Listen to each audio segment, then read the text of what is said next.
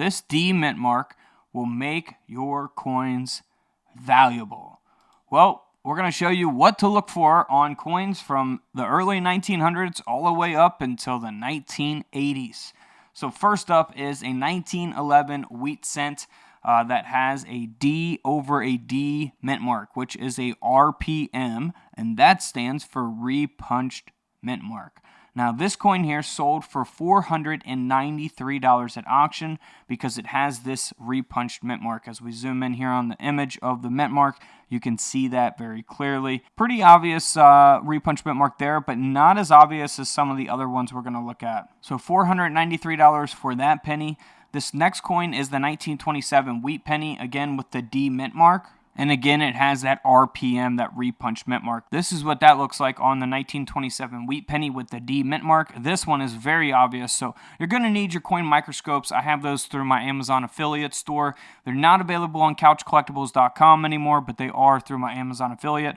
All the coin mats are restocked right now on couchcollectibles.com. That's what you want to look for on your 1927 penny. Now, this is a 1934 wheat penny that sold for over $3,700. That's right, nearly a $4,000 penny because it is graded at a mint state 67 red with the repunched D mint mark. So here's what that looks like on the 1934 penny. You'll see that there most noticeably at the bottom. Very obvious. There's a few examples of this. We'll go through each different photo here. But because the coin that sold at auction that we just looked at, because it was at such a high grade, that's what gives it a lot more value. So you can have these repunched mint marks, but if they're in very poor condition, they're not going to sell for $3,700 in this specific case for the 1934. So there are a lot of different repunched mint marks there going across the screen there. But let's move on to the 1942 D mint mark. This coin, also a very high graded coin, graded by PCGS at a mint state 66 red with the repunched D mint mark. This coin sold for $480 at auction. So again, here are some examples of that repunched mint mark taking place here on the 1942 wheat penny. There are going to be numerous different examples of this. So always inspect your coins closely with your coin loops or coin microscopes, whatever you prefer to use. Now, also for the steel pennies in 1943, they also have a repunched mint mark to look for, a very awesome repunched mint mark to look for. This coin, graded by PCGS at a mint state 65, sold for $750 at auction. Here's what to look for. Look at that, man. That is like super, super noticeable there. Very obvious repunched mint mark. You can also look for double dies on these coins as well. So, if you have tons of steel pennies laying around, which are very common coins in circulated condition, you could still look for things like this and other mint errors that can give them some extra value. So always inspect your 1943 D mint mark pennies. Now, here's a 1944 D mint mark. So in 1944, they went back to producing these pennies in copper, of course. This also has a repunched mint mark. So this is what it looks like on the 1944 wheat penny. A couple different examples there. Well, not a couple, quite a few different examples for the 1944 D mint mark. There's a lot of them to look for. So I'm not going to go through the numbers for each different one. This one specifically that sold for $1,300 at auction is the FS 507. And it does have that grade of a mint state 66 red, so that will give it a lot of value. So always inspect your 1944 pennies as well. And your 1949 wheat pennies, don't forget about those. This coin, graded by PCGS as well, has that repunched mint mark. Here's what you want to look for on the 1949. Again, very obvious RPM there. Graded at a mint state 65, sold for $411. Now, in 1953, you also want to look for those on your wheat pennies. The D mint mark repunched there, very obvious. Here's a coin that sold for $432 because it has that RPM, that repunched mint mark, and because it is graded at a mint state 65 red.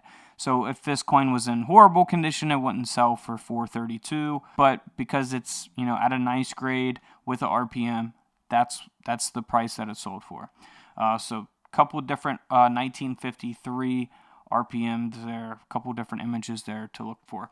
All right, so 1956 D mint mark. You also want to look for an RPM. These are all repunched mint mark coins, by the way.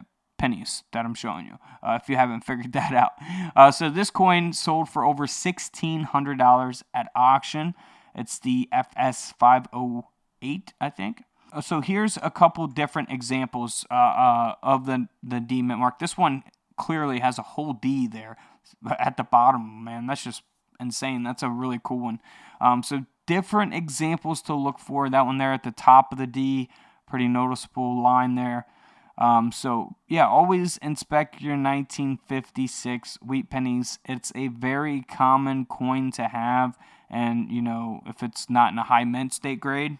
So this is something that you can look for that can give those 1956 pennies a lot more value than 1 cent. So $1,600 for that coin.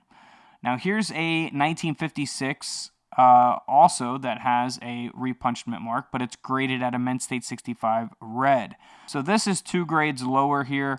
It's a different repunched mint mark. It's FS 022. So this coin only sold for $119. So of course, when you have all these different RPMs to look for on specific dates, some can be more valuable than others. You know, different types of RPMs can be more valuable as well. So keep that in mind. Now, the 1960, we've done a whole video on this penny. You definitely have to watch it. This has a large date over a small date, and you can see also the RPM, the mint mark there above the D. So look at the date there. We have a small date over a large date. You can really see it there with the 6 and the 0.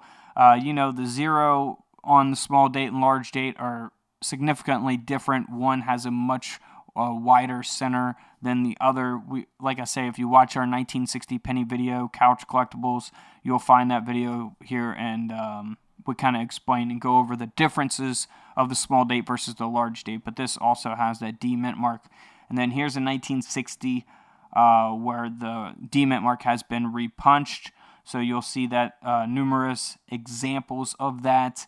I really like this example here, where you can clearly see that D mint mark repunched, and also if you look at the 9, it has a little die chip in it. It's got like a filled date there, filled 9. So that one is pretty cool. But this coin did sell for over $4,000 at auction, the 1960 with the small date over the large date. So yeah, here's a few more examples of that RPM on the 1960. Again, a very common penny to find from the bank, or, you know, to have in back and pocket change. But to find it with an RPM, a valuable one, it's a lot more difficult than you think, right? But they are out there. I've found them. You can find them. Now here is a 1987 penny that has a repunched D mint mark. Repunch mint mark RPM. Graded by PCGS at a mint state 67 red. This coin sold for $1,800. Here's an example of an RPM on a 1987 penny. So again, inspect your coins closely. Do not pass stuff up like this. You'll definitely need a microscope to see these. These are very difficult to see with the naked eye. So inspect your coins closely. If you find a very good RPM, you can send it off to a coin grading company. I have videos on coin grading companies, how to get a coin graded, how to sell coins, things like that. So feel free to check out those videos here on the channel as well. Don't forget to subscribe in the middle. Feel free to check out the videos to the left of me. And until tomorrow, I'll see you guys in the comment section below. This is Couch Collectibles, and this is where I disappear.